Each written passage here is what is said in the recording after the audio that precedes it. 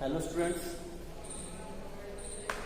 आज हम राजनीति विज्ञान का जो हमारा जो फर्स्ट पेपर होगा उसकी पहली बुक स्टार्ट कर रहे हैं और उसका पहला चैप्टर होगा प्लेटो। मैंने कल आपको बताया था, हालांकि स्पीड में बताया था, जल्दी से मैंने सिलेबस फटाफट कंप्लीट करा के कि इसको सिलेबस को बता दूं, इसलिए मैंने शॉर्ट वीडियो बनाई थी। तो आज मैं आपको ये सारी चीज़ें डिटेल से बताऊंगा कि आज हम पढ़ने वाले प्लेटो हमारा पहला चैप्टर होगा। प्लेटो के बारे में जब आपको पढ़ाऊंगा तो इससे पहले मैं आपको थोड़ा सा इसके बारे में बता देता हूँ कि प्लेटो एक्चुअली है क्या या है कौन। देखो, प्लेटो एक वो विचारक है जो पॉलिटिकल साइंस की दुनिया में, पॉलिटिकल साइंस की वर्ल्ड में कहते हैं कि जहां से विचार आना स्टार्ट हुए रियल में, और ये ग्रीक का था। ग्रीक या जो आज के टाइम में हम ग्रीक कहते हैं वो यूनान था पहले। तो यूनान को गढ़वी कहते हैं, विचारकों का, दार्शनिकों का, विचारों का, जो नए विचार होते हैं उनका गढ़वी कहते हैं। कहते हैं कि ज्यादातर विचार ग्रीक से स्टार्ट हुए हैं। अगर हम ये ना भी कहें तो इतना तो जरूर कह सकते हैं कि पाश्चात्य जगत के जो वेस्टर्न जो थॉट्स हैं उनमें अगर सबसे पहले अगर किसी का नाम लिया जाएगा थिंकर्स में, तो हम लेंगे ग्रीक के जो विचारक है, यूनान के जो विचारक है, उनमें जो प्लेटो है उनका नाम अग्रणी श्रेणी में आता है। ठीक है, इनके एक गुरु भी थे जिनका नाम है सुकरात। वो भी इनसे पहले थिंकर्स थे, लेकिन उनका नाम, उन्होंने वो जगह नहीं बनाई अपनी जो जगह प्लेटो ने बनाई थी। ठीक है, तो इसलिए हम प्लेटो को हम अपने सिलेबस में शामिल करते हैं। हम सुकरात को अपने सिलेबस में शामिल नहीं करते। बेसिकली ये ना फिलोसोफर थे। तो आप जब आप फिलोसफी की बुक पढ़ोगे या फिलोसफी आप सब्जेक्ट लोगे तो आपको सुकरात पढ़ना पड़ेगा बहुत ज्यादा डीपली। ठीक है, ये लोग फिलोसोफर थे मेनली। तो हम अगर जब प्लेटो की बात करेंगे तो प्लेटो क्या पॉलिटिकल वे में भी बात करता है। सुकरात इतना ज्यादा पॉलिटिकल वे में बात नहीं करते हैं, इसलिए हम उनको अपने सिलेबस से बाहर रखते हैं पॉलिटिकल साइंस के में। ठीक है, तो आज हम बात करेंगे प्लेटो के बारे में। तो प्लेटो के बारे में मैं बता दूं कि प्लेटो जो थे उनका वास्तविक नाम तो प्लेटो है ही नहीं। देखो, इनको प्लेटो कहते हैं। ठीक है, इनका असली नाम तो है एरिस्टोक्लीज। क्या नाम है इनका? असली एरिस्टोक्लीज नाम है। एक और बात मैं यहाँ पे आपको नोट करा दूं कि प्लेटो को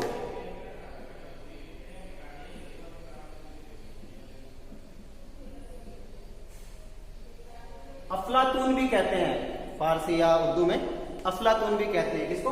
प्लेटो को। और एक और बात, प्लेटो का प्लेटो नाम क्यों पड़ा? नाम तो इसका एरिस्टोक्लीज था। इसका असली नाम एरिस्टोक्लीज होने के बावजूद भी प्लेटो नाम इसलिए पड़ा क्योंकि इसके चौड़े चौड़े कंधे थे। इसके कंधे बहुत चौड़े थे और ये पहलवानी करता था, बहुत तगड़ा था।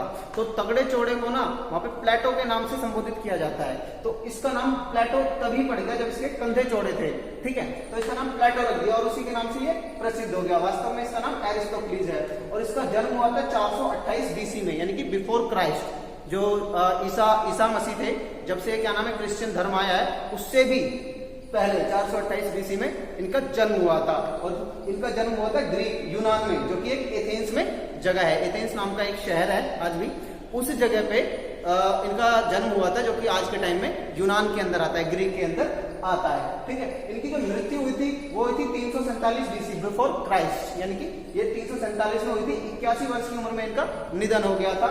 और जब इनका निधन हुआ था तो उस समय इनके कई सारे शिष्य थे, जिनमें से फेमस शिष्य थे इनके सुकरात। ठीक है, और अन्य तो बहुत सारे थे, लेकिन सुकरात इनके फेमस शिष्य थे। आपने सुकरात, अरस्तु का तो आपने नाम सुना ही होगा।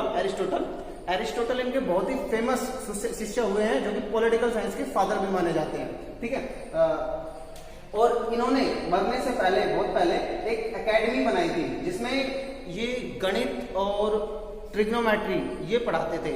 और इनका मेन फोकस भी मैथ और ट्रिग्नोमेट्री पर ही रहता था। और इसकी स्थापना करी थी इन्होंने 388 बीसी में। और इनके गुरु का नाम मैंने बताया आपको, क्या था?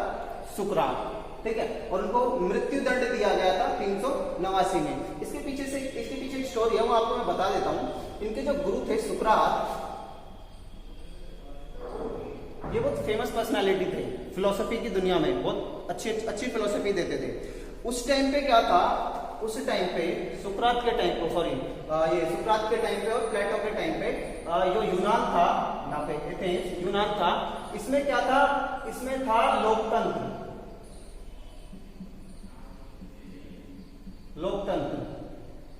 ठीक है, डेमोक्रेसी थी इसमें। अब होता क्या है, ये जो डेमोक्रेसी थी उस टाइम पे, लोकतंत्र था उस टाइम का लोकतंत्र आज के लोकतंत्र की तरह नहीं था। वहां पर चुनाव नहीं होते थे, इस वाले लोकतंत्र में जो सिंहासन पर बैठता था, गद्दी पर बैठता था, जिसके पास सत्ता होती थी, उसका चुनाव नहीं होता था, बल्कि लॉटरी के माध्यम से एक लॉटरी निकाली जाती थी पर्चियां डाल के, जिसका नाम आता था वही शासक बन जाता था। तो लॉटरी के माध्यम से वहां पर राजा या शासक की नियुक्ति होती थी। तो उस लोकतंत्र में क्या था, उस लोकतंत्र में बहुत ही एक्चुअली वो लोकतंत्र सही नहीं था, भीड़तंत्र की तरह था, जहां पर बहुत सारी अव्यवस्थाएं थी। तो उस लोकतंत्र में क्या हुआ कि जो अव्यवस्थाएं थी उनकी आलोचना करते थे कौन? सुकरात। जो लोकतंत्र में जो अव्यवस्था थी, अव्यवस्था की आलोचना करते थे सुकरात। तो सुकरात जब आलोचना करते थे तो ये जो इस वाले लोकतंत्र में जो शासक थे वो इनसे चिढ़ने लग गए सुकरात से। उन्हें ये लगा कि ये सुकरात, शासकों को ये लगा कि सुकरात हमारे जो लोकतंत्र है, हमारा जो शासन व्यवस्था है, जो हमारा जो राज्य है या हमारा जो सिंहासन है, जो हमारी सत्ता है, उसके लिए खतरनाक है ये सुकरात। क्योंकि ये लोगों से ना पॉलिटिक्स से रिलेटेड, राज्य से रिलेटेड, राज्य के क्या कर्तव्य है उससे रिलेटेड, या राजा कैसा होना चाहिए, इस प्रकार की चीजों पर बहुत डीपली बातें करते थे। और इतनी डीपली चले जाते थे कि ये बाल की खाल निकाल के जड़ तक पहुंचने की कोशिश करते थे और उनके कर्तव्यों की ओर इशारा करते थे कि राजा का ये कर्तव्य है पर ये नहीं कर रहे हैं, इस प्रकार की आलोचनाएं करते थे। और जो कि सही था, लेकिन शासक को पसंद नहीं आता। आपको पता है, आपको शासक को जब पसंद नहीं आता तो वो क्या करते हैं? दंड देते हैं। तो सुकरात को मृत्यु दंड दिया गया इसीलिए कि उसने नौजवान, और आरोप ये लगाया कि ये नौजवानों को बलगरा रहा है, नौजवानों को ये शासन के खिलाफ भड़का रहा है, ये आरोप लगाया और आरोप लगा के मृत्यु दंड दिया। अब मृत्यु दंड भी दिया तो ऐसे नहीं कि फांसी पे चढ़ा दो, उनको 2 सजाएं दी गई। आई मीन 2 ऑप्शन दिए हो गए मरने के लिए। या तो आप मृत्यु दंड ले लो, ठीक है, मृत्यु दंड में या तो आप अपने आप को खुद जान से मार लो। दूसरा क्या? देश निकाला, ठीक है, या तो आप देश से निकल जाओ, ठीक है, आप चले जाओ यहाँ से, देश छोड़ दो, आप यहाँ पे नहीं रहोगे, या फिर आपको अपनी जान देनी पड़ेगी, आपको मरना पड़ेगा खुद। और अपनी जान किस तरीके से आपको देनी है, 2 ऑप्शन दे दिए कि भाई आप जान लोगे या देश से निकल के जाओगे, ये 2 ऑप्शन दे दिए। तो सुकरात ने क्या काम करा? सुकरात ने काम करा, जो मैं बात कह रहा हूं वह सत्य है, उस पर मैं अड़िग हूं और मैं इसके लिए कोई माफी नहीं मांगूंगा, इसलिए मैं मरना पसंद करूंगा, मैं मृत्यु दंड को पसंद करूंगा। तो मृत्यु दंड में इसने जहर पीना पड़ा। उन्होंने उनको जहर दिया कि ठीक है, आपको अगर मृत्यु दंड चाहिए तो ये जहर लीजिए, विष लीजिए और इसको पी जाइए।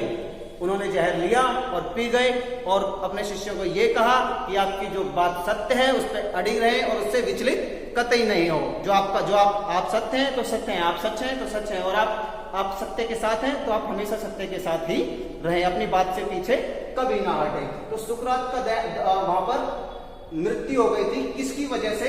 इन शासकों की वजह से और इस लोकतंत्र की वजह से। तो इसकी वजह से ये बात है कब की? ये बात है 399 बीसी की। 399 बीसी की 399 बीसी में ये सब होता है। और इस टाइम पे प्लेटो क्या कर रहे होते हैं? प्लेटो इस टाइम पे 28 वर्ष के होते हैं और वह सुकरात के उस टाइम पे शिष्य होते हैं। तो इस इंसिडेंट से, मृत्यु वाले इंसिडेंट से, मृत्यु दंड से, सुकरात की मृत्यु से प्लेटो बहुत ही विचलित हो जाते हैं और एक तरीके से उनका नया जन्म होता है और वो पूरा का पूरा ये जो व्यवस्था है इसको दोषी मानते हैं अपने गुरु की मृत्यु की। तो वो कहते हैं मैं इस व्यवस्था को ही बदल दूंगा, ये व्यवस्था बहुत ही घटिया व्यवस्था है। तो इस व्यवस्था को बदलने के लिए वो क्या करते हैं कि वो एक आइडिया लाते हैं, विचार करते हैं। दार्शनिक तो थे ही, तो उन्हें लगा कि ये जो हमारी जो शासन जो व्यवस्था है वो गलत है, इसलिए वो एक तरीके से लोकतंत्र के विरोधी भी हो जाते हैं, लोकतंत्र के विरोधी भी हो जाते हैं। तो इसकी जगह वो क्या स्थापित करना चाहते हैं? वो कहते हैं कि ऐसा राज्य स्थापित हो, एक ऐसा राज्य स्थापित हो जहां पर ऐसी अव्यवस्थाएं ना हो। तो वो कल्पना करते हैं, इमेजिन करते हैं। क्या इमेजिन करते हैं? एक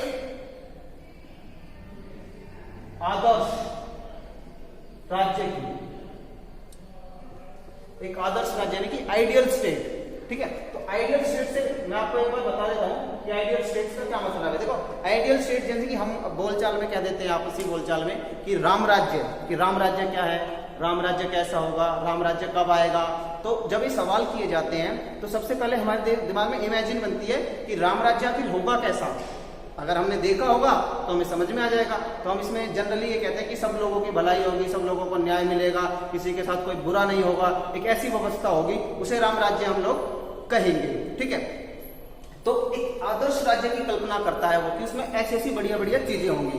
वो कहता है कि जो वास्तविक जो आज का जो वर्ल्ड है, आज की जो व्यवस्था है, बोला ये विकृत है, खराब है, घटिया है, बोला। लेकिन प्रॉब्लम क्या है, लोगों के अंदर इसे ही अच्छी व्यवस्था मान लिया गया है, क्योंकि उन्होंने रियल व्यवस्था देखी नहीं है, अच्छी होनी कैसी चाहिए आदर्श व्यवस्था। वो इसका एक एग्जाम्पल से बताता है लोगों को कि मान लीजिए एक सेब है, एक सेब अगर आप किसी व्यक्ति को इमेजिन करने के लिए बोलोगे कि आप एक सेब इमेजिन करिए, कल्पना कीजिए एक सेब की, तो आपने देखो आपने भी कल्पना करी होगी सेब, आपके दिमाग में आया होगा लाल सा सेब है, कश्मीरी सेब है, हष्टपुष्ट है, खाने में स्वादिष्ट है, उसका मीठा उसका रस है, ठीक है। आपने ये सोचा है, अभी भी ये सोच लिया होगा, ठीक है। लेकिन मैं आपसे ये पूछूं, क्या आपने ऐसा सेब सोचा कि जो फंगस लगा हो, सड़ा कटा हो, और रेडी वाला उसे काट काट के बेच रहा हो, फंगस वाले हिस्से को काट के बेच रहा हो, गंदा सा सेब बेच रहा हो, ऐसा सोचा? नहीं सोचा। क्यों नहीं सोचा? क्योंकि हमारे दिमाग में एक इमेज है बढ़िया सेब की, क्योंकि हम जानते हैं कि बढ़िया सेब क्या होता है। उसी प्रकार से हमें ये जानना होगा कि असली व्यवस्था, आदर्श व्यवस्था क्या होती है। उसी के आधार पर हम कल्पना कर सकते हैं, या हम कह सकते हैं रियल और फेक में अंतर महसूस कर सकते हैं, अच्छे और बुरे में अंतर महसूस कर सकते हैं। तो हमें जानना होगा कि आइडियल स्टेट या आदर्श राज्य क्या होता है, हम उसको पाना चाहते हैं। जैसे कि हम सेब, अच्छे वाले सेब की कल्पना करते हैं सेब का नाम लेते ही, वैसे ही हम व्यवस्था का जब नाम लें, डेमोक्रेसी का नाम लें या राज्य का नाम लें, तो हम उस राज्य, उस डेमोक्रेसी को इमेजिन करें जो कि रियल में वास्तविक होनी चाहिए। जैसा कि हमने बढ़िया सेब इमेजिन किया, ऐसे ही हमें बढ़िया व्यवस्था इमेजिन करनी है, ठीक है। तो वो इस चीज को यहाँ पर वो उदाहरण इसलिए देते हैं वाला, क्योंकि ये व्यवस्था खराब है और लोगों ने खराब व्यवस्था ही देखी है, उन्होंने अच्छी व्यवस्था का पता ही नहीं है। तो वो कहता है कि लोग भ्रम में जी रहे हैं कि ये अच्छी व्यवस्था है, अच्छी व्यवस्था तो कुछ और है, और वो और क्या व्यवस्था है अच्छी, उसके बारे में वह आदर्श राज्य की खुद कल्पना करता है, और उस आदर्श राज्य को साकार करने के लिए अपने कुछ सिद्धांत बनाता है कि कैसे इस आदर्श राज्य को, देखो सिर्फ कल्पना ही नहीं करता, कल्पना करने के साथ ही एक आदर्श राज्य बनाया जाएगा, एक आदर्श स्टेट बनाई जाएगी, उस आदर्श राज्य को कैसे पाया जाएगा इसके बारे में भी वो बताता है, ठीक है। जब वो इसके बारे में बताता है कि आदर्श राज्य को कैसे पाया जाएगा, तो उसके बारे में वह 4 सिद्धांत देता है कि 4 सिद्धांतों के आधार पर हम आदर्श राज्य को प्राप्त कर सकते हैं। वो कहता है कि इसमें सबसे पहला तो एक न्याय का सिद्धांत होगा। उस न्याय के सिद्धांत के आधार पर व्यक्ति अपने जो वो करना चाहता है, जो एक्चुअली इसको न्याय के सिद्धांत को मैं डीपली पढ़ाऊंगा आपको कल, तो उसके बारे में मैं बाद में बताऊंगा। बस इतना बता देता हूं कि न्याय का सिद्धांत वो कहता है कि व्यक्ति का जो न्याय का सिद्धांत होता है वो इंटरनल पार्ट होता है, ठीक है। इसकी चीजें मैं बाद में बताऊंगा कि उसने पहले न्याय के सिद्धांतों की आलोचना की, जो प्रचलित न्याय के सिद्धांत थे, ताकि ये जो न्याय के सिद्धांत है एक्चुअली न्याय के सिद्धांत है ही नहीं है। न्याय का सिद्धांत, उसने न्याय के सिद्धांत की कल्पना की और दूसरा एक सिद्धांत दिया उसने, वो आपको कल पढ़ाऊंगा, ठीक है। तो उसने दूसरा पहला बताया, वो बताया कि शिक्षा का सिद्धांत, मतलब शिक्षा किस प्रकार से दी जानी चाहिए एक आदर्श समाज बनाने के लिए। आदर्श समाज में न्याय जितना इंपॉर्टेंट है उतनी ही इंपॉर्टेंट है लोगों का शिक्षित होना, और वो भी और शिक्षा किस प्रकार की होनी चाहिए, जो उनको न्यायोचित बनाए, जो उनके मन में न्याय का भाव पुट करे।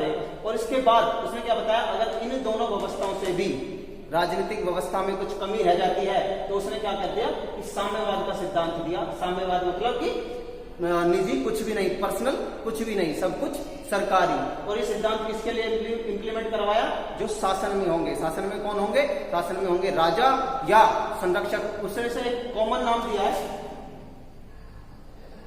संरक्षक वर्ग। संरक्षक वर्ग के लिए साम्यवाद का सिद्धांत देता है, कहता है जो संरक्षक वर्ग है जिसमें राजा और सैनिक दोनों आते हैं, उस वर्ग के लिए वह साम्यवाद का सिद्धांत दे देता है। अगर मान लीजिए ये भ्रष्ट होंगे तो होंगे भी किसके लिए, क्यों, क्योंकि वह अपनी कोई प्रॉपर्टी नहीं बना सकते हैं। राजा, संरक्षक वर्ग यानी कि राजा और सैनिक अपनी कोई प्रॉपर्टी नहीं बना सकते हैं। और ये साम्यवाद सिर्फ प्रॉपर्टी से रिलेटेड नहीं था, ये किसका था, ये पत्नियों का साम्यवाद भी था, ठीक है। पत्नियों का साम्यवाद भी था, यानी कि वो अपनी पर्सनल पत्नियां भी नहीं बना सकते, यानी कि अपने परिवार भी पर्सनल नहीं बनाएंगे। तो चीजें अगर भ्रष्टाचार करेंगे भी तो किसके लिए, ना तो अपने लिए प्रॉपर्टी बना सकते हैं और ना ही अपनी पत्नी बना सकते हैं, तो ना ही उनके बच्चे होंगे पर्सनल, ना ही परिवार होगा। जब पर्सनल कोई पत्नी नहीं होगी और बच्चे ही नहीं होंगे तो किसके लिए छोड़ के जाएगा प्रॉपर्टी भ्रष्टाचार के जरिए कमा के। तो कह रहा है अगर न्याय के सिद्धांत और शिक्षा के सिद्धांत से अगर कुछ के बाद भी व्यवस्था में कुछ गड़बड़ होती है तो उस गड़बड़ होने के चांसेस को ये साम्यवाद की व्यवस्था खत्म कर देगी। इसको भी हम डिटेल से पढ़ेंगे, ठीक है। और फिर कहता है कि एक दार्शनिक राजा का भी होना जरूरी है, और इस दार्शनिक राजा के वो कौन कौन से गुण होने चाहिए उनके बारे में बताता है। कहता है कि और बताता है कि दार्शनिक राजा का निर्माण कैसे होगा। वह बताता है कि ये तीनों जो सिद्धांत है वह दार्शनिक राजा के लिए इस प्रकार काम करेंगे, और जो आइडियल स्टेट होगी, जो दार्शनिक जो व्यवस्था, दार्शनिक जो आदर्श जो राज्य होगा, जो आदर्श राज्य होगा उसका उस राज्य के निर्माण में शिक्षा के सिद्धांत का क्या योगदान होगा, न्याय के सिद्धांत का क्या योगदान होगा और साम्यवाद का क्या सिद्धांत होगा, इसके बारे में वह बताता है। और जो दार्शनिक राजा होगा वह इस आदर्श राज्य का राजा होगा, ठीक है। जो दार्शनिक राजा होगा वह इस आदर्श राज्य का राजा होगा। उस राजा को किस प्रकार से बनाया जाएगा इसके बारे में भी शिक्षा के सिद्धांत में बताया गया है, और दार्शनिक राजा के बारे में बताया गया है, ठीक है। तो आज आपके लिए ये मैंने चैप्टर का पूरा जो हम प्लेटो पढ़ेंगे उसके बारे में आपको बता दिया है कि इस प्लेटो के टॉपिक में हमें ये चीजें पढ़नी है, ये 4 सिद्धांत पढ़ने हैं। उसका बेसिक परिचय ये था। और हाँ, एक इंपॉर्टेंट बात ये कि उसकी कुछ किताबें थी, प्रमुख किताबें, हालांकि उसने किताबें तो बहुत सारी लिखी हैं, लेकिन उसकी कुछ फेमस बुकें हैं जैसे कि रिपब्लिक, ये बहुत ही ज्यादा इंपॉर्टेंट है। पॉलिटिकल साइंस से रिलेटेड तो यही है, पॉलिटिकल साइंस से रिलेटेड तो यही है। और एक्चुअली ये इतनी इंपॉर्टेंट बुक है कि न्याय के सिद्धांत इसमें बहुत फेमस है, और इसलिए इसका जो उपशीर्षक है, सब टाइटल है इसका, टाइटल तो रिपब्लिक है, सब टाइटल इसका न्याय से संबंधित है। इंग्लिश में कहते हैं इसे कंसर्निंग जस्टिस, हिंदी में कहते हैं न्याय से संबंधित। ये रिपब्लिक का क्या है, उपशीर्षक, टाइटल, सब टाइटल सॉरी। और इसकी एक और जो फेमस बुक है वह स्टेटमैन, और जो उसकी तीसरी महत्वपूर्ण जो पुस्तक है पॉलिटिकल साइंस के लिहाज से वो है लॉज। क्या है, लॉज।